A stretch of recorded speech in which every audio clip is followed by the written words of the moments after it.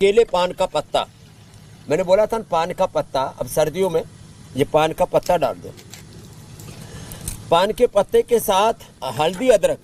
ऐसे छोटे छोटे टुकड़े, ये मैंने पूज्य आचार्य बालकृष्ण जी से सीखा, उनकी भी थोड़ी कफ प्रकृति है, तो ये थोड़ा अदरक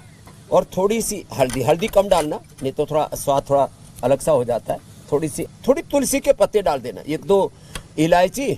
थोड़ी सी सौंफ, थोड़ी सी लौंग, थोड़ी काली मिर्च, ये सब डाल करके और इस पानी को अब थर्मस में भर के रख लेना और दिन भर ये पानी पीते रहना। कफ कोल्ड खत्म, दिन भर एनर्जी रहेगी, शरीर में गर्माहट रहेगी, सर्दी जुकाम कतई नहीं होगा।